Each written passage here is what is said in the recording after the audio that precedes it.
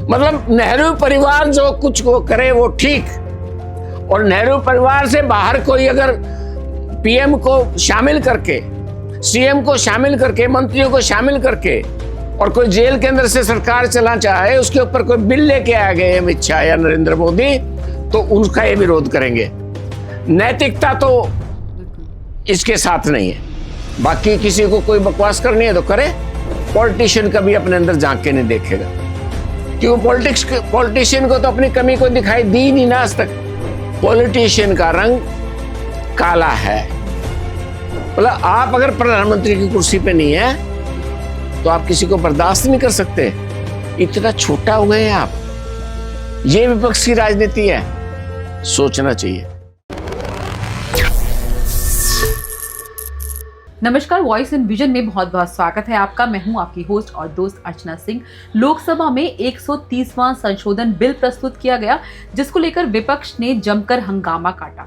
आज इस विषय पर हम चर्चा करते हैं। हमारे साथ स्टूडियो में मौजूद हैं डॉक्टर जयकरण गोयल। आज हम उन्हीं से चर्चा करते हैं। सर, बहुत बहुत स्वागत है आपका स्टूडियो में। आपका भी स्वागत है रचना जी। सर, ये जो 130वां संशोधन बिल जो लोकसभा में प्रस्तुत हुआ है, इसको लेकर विपक्ष ने जमकर हंगामा काटा है और अमित शाह पर भी व्यक्तिगत टिप्पणी की गई। तो आप क्या कहना चाहते हैं इसके लिए? इस समय पे जो एक हेल्दी अपोजिशन की राजनीति होनी चाहिए वो है ही नहीं। विपक्ष ऐसा दिखाई दे रहा है विपक्ष के व्यवहार से कि they are politically frustrated politicians. मतलब ये समझ लो कि इनके दिमाग का दिवाला निकला हुआ है। हताशा और निराशा इनकी बातों से झलकती है। नहीं तो आप एक बात देखिए, मतलब आप संविधान संशोधन जैसे संवेदनशील विषय के ऊपर, मैं इसको सेंसिटिव इशू मानता हूँ, ऐसे संवेदनशील विषय के ऊपर हंगामा काटने का मतलब क्या है? आप अपनी सदन में खड़े होकर के बात रखें, चर्चा के अंदर भागीदारी दें और उस भागीदारी के अंदर अपनी बात प्रस्तुत करें।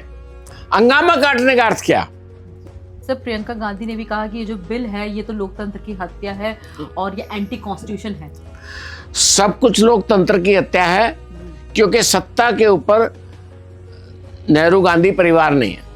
जब लोकतंत्र की हत्या बिल्कुल नहीं होती जब इंदिरा गांधी का वारिस का पंडित जवाहरलाल नेहरू के वारिस सत्ता पे होता है, बिल्कुल नहीं होती लोकतंत्र की हत्या। लोकतंत्र की हत्या तभी होती है जब इस परिवार का विरोधी आदमी सत्ता पे बैठा होता है। इस बात को आप याद रखिएगा। आप इतिहास उठा के देख लीजिए भारतीय राजनीति का। जब जब इनकी सत्ता छूटी है तब तक लोकतंत्र की हत्या हुई है। जब इनकी सत्ता थी कभी लोकतंत्र की हत्या नहीं हुई। अटल बिहारी वाजपेयी ने कभी लोकतंत्र की हत्या नहीं की, एक बार हुई थी। और देश बार बार उसको याद करता है जब इंदिरा गांधी ने अपनी कुर्सी बचाने के लिए, सत्ता बचाने के लिए देश के ऊपर इमरजेंसी थोप दी, आपातकाल लगा दिया, तब हुई थी लोकतंत्र की हत्या। इससे पहले कभी नहीं हुई और आज भी नहीं हो रही, लेकिन इनके लिए हो रही है क्योंकि ये सत्ता में नहीं है। सर, विपक्ष का एक जो सवाल है और जो सबका सवाल है, ये मैं आपसे पूछना चाहती हूँ कि आखिर इस बिल को लाने की आवश्यकता ही क्यों पड़ी? इसकी आवश्यकता अरविंद केजरीवाल है। अरविंद केजरीवाल ने तय कर लिया और जनता के सामने गए बड़े भोले बन करके कि मैं जेल से सरकार चला सकता हूँ। निर्णय जनता के ऊपर है। जनता कैसे मतलब इजाजत दे सकते हैं इस बात की कि उनका कोई नेता जेल के अंदर बंद है और वो वहां से रह करके वो सरकार चलाएगा? It is possible.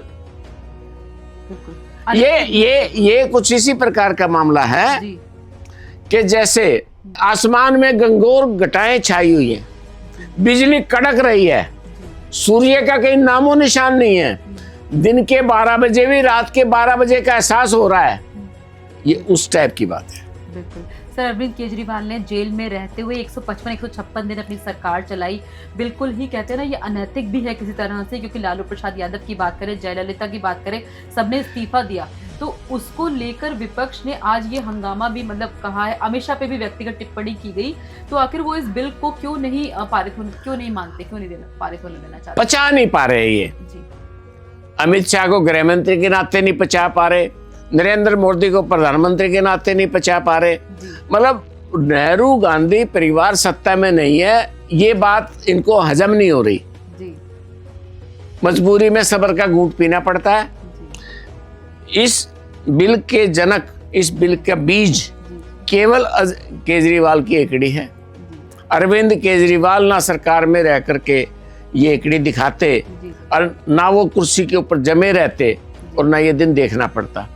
मैं आज बल्कि मुझे लालू यादव याद आता है, जब लालू जी को चारा घोटाले के अंदर सजा हुई तो लोग इंतजार कर रहे थे कि किसको कुर्सी सौंपेंगे, किस पे भरोसा करेंगे। लालू जी ने किसी पे भरोसा नहीं किया, लेकिन सत्ता तो छोड़ी, कुर्सी तो छोड़ी, भरोसा किस पे किया? अपनी पत्नी पर। अपनी वाइफ पे, जी। और पत्नी भी कैसी थी उनकी उस समय पे? श्रीमती राबड़ी देवी। घूंघट लटका रहता था और गृहिणी के अलावा मुझे नहीं पता उनकी कितनी एजुकेशन है, लेकिन हमने उनका कभी चेहरा उससे पहले देखा नहीं था। इन आंखों के सामने राबड़ी जी कभी नहीं आई थी, ना उनका नाम सुना था, ना चेहरा देखा था। भले ही उन्होंने अपनी पत्नी राबड़ी देवी को सत्ता दी, लेकिन इस्तीफा तो दिया। केजरीवाल जी अगर सुनीता केजरीवाल को चीफ मिनिस्टर बना देते, कोई दिक्कत नहीं थी। ये बिल का बीज वहां से बना है। तो सर, विपक्ष ने जिस तरह से इस बिल का काफी विरोध किया, उन्होंने ये भी कहा कि जो अभी वोट को लेकर धांधली हुई तो इसका ध्यान भटकाना चाहते, इसलिए ये बिल लाया गया। कोई धांधली नहीं हुई जी, सारे बिना मतलब के ड्रामे हैं। जी, इनके लिए कोई संवैधानिक संस्था नहीं है। इलेक्शन कमीशन के ऊपर ऐसे प्ले कार्ड लेकर के चलेंगे जैसे सड़क छाप नेता कोई चलता है, जैसे म्युनिसिपल कमेटी के लिए वोट मांग रहे हैं, जिंदाबाद मुर्दाबाद। अरे भारत का इलेक्शन कमीशन है, 140 करोड़ की जनता का इलेक्शन कमीशन है। हजारों बार वोट धांधली के आरोप लग चुके हैं। और अभी एक बहुत बड़ा खुलासा हुआ है। जिस महाराष्ट्र की बात ये कह रहे थे कि वोट धांधली हुई है, CSDS एजेंसी है जिसके प्रमुख है संजय कुमार जी। उन्होंने मतलब सामने आकर के ये बात कही है कि हमने गलत डाटा फीड कर दिया था, जिसके कारण महाराष्ट्र के इलेक्शन के अंदर ये भ्रांति फैली और उनके डाटा को उठा करके राहुल गांधी ने आरोप लगाया इलेक्शन कमीशन के ऊपर। किसके डाटा को? CSDS सर्वे एजेंसी, जो चुनाव से पहले भविष्यवाणियां करते हैं किसकी कितनी सीटें आएंगी, इस प्रकार का जो एक एजेंसियां बनी है डाटा एनालाइज करने के लिए, उसके श्री संजय कुमार जी ने सामने आकर के ये बात स्वीकार की है कि ये हमारी एजेंसी की गलती है। और उसके ऊपर FIR भी दर्ज हुई है महाराष्ट्र के नागपुर के अंदर संजय कुमार के ऊपर कि भाई आपने गलत डाटा क्यों दिया। उस गलत डाटा को उठा करके राहुल गांधी ने ये सारा बवाल खड़ा किया है। सर, इस बिल की जो एक बहुत खूबसूरत बात ये भी है कि इसमें प्रधानमंत्री ने खुद को भी शामिल किया। इसकी जद में आज तक नहीं हुआ भारतीय राजनीति में, आज तक हुआ नहीं कभी। हाँ, तो फिर इसको क्यों विपक्ष नहीं इसको पचा नहीं तो इंदिरा गांधी बिल लेके आई थी जी, मेरे को सन याद नहीं है, आप ढूंढ के मैं डाल दूंगा अपनी पॉडकास्ट में। जी, जी, जी, इंदिरा गांधी ने प्रधानमंत्री के पद को बिल्कुल निर्लिप्त रखा। कितने बड़े आरोप लग जाएं, कितना ही कुछ हो जाए, प्रधानमंत्री कुर्सी को कुछ नहीं होगा, बाकी सबके ऊपर लागू होगा। For what? प्रधानमंत्री के ऊपर तो सबसे पहला नियंत्रण चाहिए, क्योंकि कल को अर्चना जी अगर कोई डिक्टेटर बनेगा, तानाशाह बनेगा, तो प्रधानमंत्री के पास तो मतलब अगर असीमित पावर होंगी तो तानाशाह बदल जाएगा। तो उसको दायरे में लाना तो इस बिल की खूबसूरती है और इसका स्वागत करना चाहिए समाज को, जनता को। भारत के लोकतंत्र के लिए इससे बढ़िया कोई बिल नहीं हो सकता। नैतिकता की दृष्टि से भी, कानून की दृष्टि से भी और जनता की सुविधा की दृष्टि से भी, हर दृष्टिकोण से ये बिल महत्वपूर्ण है। सर, एक और सवाल जो मेरे जहन में है कि जब राजीव गांधी ने, जो पूर्व प्रधानमंत्री थे, जब वो एंटी डिफेक्शन लॉ लाए थे 1985 में, तो उसको लेकर उस टाइम इतना कोई बवाल नहीं मचा था, और आज इस बिल को क्यों नहीं पचा पा रही है विपक्ष? 1984 में श्रीमती इंदिरा गांधी की निर्मम हत्या हुई।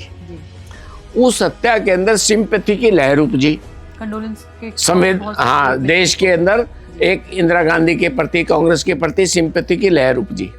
और उसके अंदर दो बहुत बड़े मतलब जो ना ऐसी घटनाक्रम हुए हैं जो भारतीय इतिहास में पहली बार हुए। पहला घटनाक्रम मैं देश को ये बताना चाहता हूं कि जब भी किसी प्रधानमंत्री की देहावसान हुआ, शरीर पूरा हुआ, तो तुरंत कभी किसी दूसरे प्रधानमंत्री ने शपथ नहीं ली। देश के गृह मंत्री को ये शपथ दिलाई जाती थी और 13वीं के बाद प्रधानमंत्री चुना जाता था और तब जो है नई सरकार बनती थी। जवाहरलाल नेहरू के टाइम में गुलजारीलाल नंदा की शपथ हुई, तो उस समय तत्कालीन गृह मंत्री थे। उसके बाद लाल बहादुर शास्त्री की डेथ हुई, तब भी गुलजारीलाल नंदा को शपथ दिलाई गई, वो गृह मंत्री थे और बाद में प्रधानमंत्री चुना गया। इंदिरा गांधी की डेथ के बाद तत्कालीन प्रेसिडेंट ज्ञानी जैल सिंह को इनको डर था कि ज्ञानी जैल सिंह सिख हैं, और क्योंकि इनकी हत्या इंदिरा जी की थी, 2 सिख युवकों ने की थी, उनके बॉडीगार्ड ने, तो इनका डर था कहीं ज्ञानी जैल सिंह राजीव गांधी को सत्ता ना दे। तो वो 13 दिन का इंतजार नहीं किया गया। इधर इंदिरा गांधी की लाश पड़ी थी और इधर राजीव गांधी शपथ ले रहे थे। भारतीय समाज की दृष्टिकोण से, सनातन धर्म की दृष्टिकोण से ये बहुत बड़ी दुखद दुर्घटना थी कि एक तरफ माँ की लाश पड़ी है और एक तरफ बेटा शपथ ले रहा है देश का प्रधानमंत्री बनने के लिए, और देश के राष्ट्रपति के ऊपर को शक की नजर से देख रहा है, देश के राष्ट्रपति को शक की नजर से देख रहा है। तो ये सारे काम कांग्रेस के किए हुए हैं जितने आज ये ड्रामे हो रहे हैं।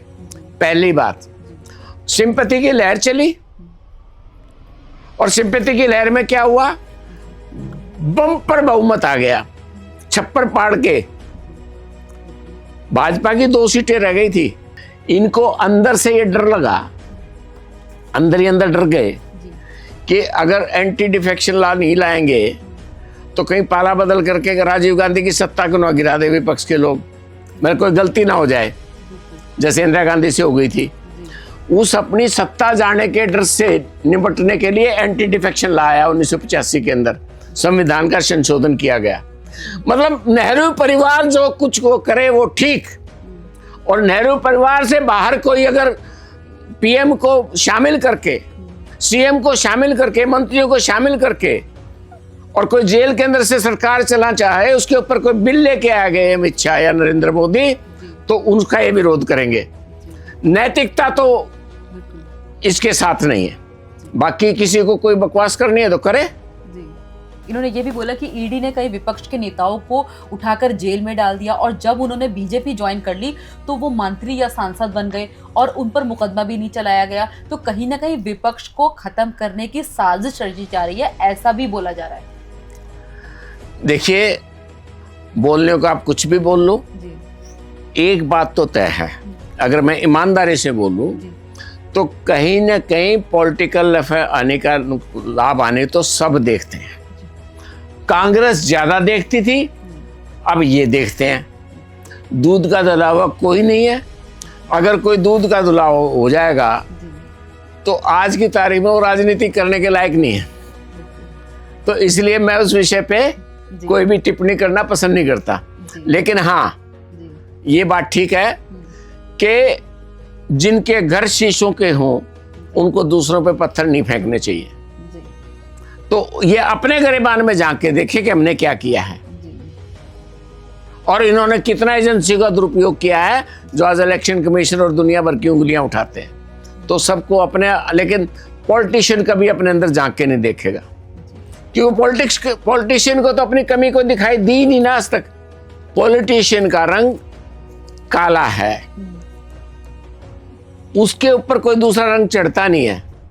जो उसके दिमाग में आ गई, जो उसने बोल दिया वो ठीक, जो उससे बचना चाहे बच सके। जो काली राजनीति भारत की चल रही थी एक परिवार की, उससे लोकतंत्र को ला करके आज देश के अंदर लोकतांत्रिक व्यवस्था कायम है, वास्तविक लोकतंत्र है। और अगर ये वास्तविक विपक्ष की भूमिका में आ जाएं तो लोकतंत्र पूरा हो जाता है। इसके ऊपर हम चर्चा करेंगे अर्चना जी। सशक्त विपक्ष के बिना लोकतंत्र अधूरा है। लेकिन ये जो वर्तमान विपक्ष है, ये विपक्ष नहीं कि आप संसद के अंदर खड़े होकर के प्ले कार्ड लेके जाएंगे, नारेबाजी करेंगे, स्पीकर बोलता रहेगा कि आदरणीय सांसदों शांत रहो, आदरणीय सांसदों ये व्यवहार ठीक नहीं है, और हम उनको बार बार कुछ भी कहते रहेंगे। मणिपुर की चर्चा चाहेंगे, जब प्रधानमंत्री बोलने आएंगे तो बाइकाट कर जाएंगे। ये विपक्ष का मामला ठीक नहीं है। और ये सेम कहानी अभी प्रधानमंत्री जब एंटर हुए अंतिम दिन संसद के, सबने शोर मचाना शुरू कर दिया। क्या मजाक है? मतलब आप अगर प्रधानमंत्री की कुर्सी पे नहीं है तो आप किसी को बर्दाश्त नहीं कर सकते। इतना छोटा हो गए हैं आप। ये विपक्ष की राजनीति है। सोचना चाहिए। राष्ट्र के जन जन के सामने विनम्र निवेदन करना चाहता हूं कि वो अपने विवेक से निर्णय लेना शुरू करें। वो अपने मन मस्तिष्क का दिमाग, अपने दिमाग की चर्चा करें। इनकी बातों से साइड कर दें। मेरी भी ना सुने, उनकी भी ना सुने। अपने विवेक का समन करके, विवेक की होकर के निर्णय करेगा। वो निर्णय राष्ट्र के हित में होगा। और इस दृष्टिकोण से इस बात पे विचार करना चाहिए। बिल बिल्कुल ठीक है, मैं इसका समर्थन करता हूँ। बहुत सार्थक बिल है और राजनीति के अंदर भ्रष्टाचार को बचाने के लिए।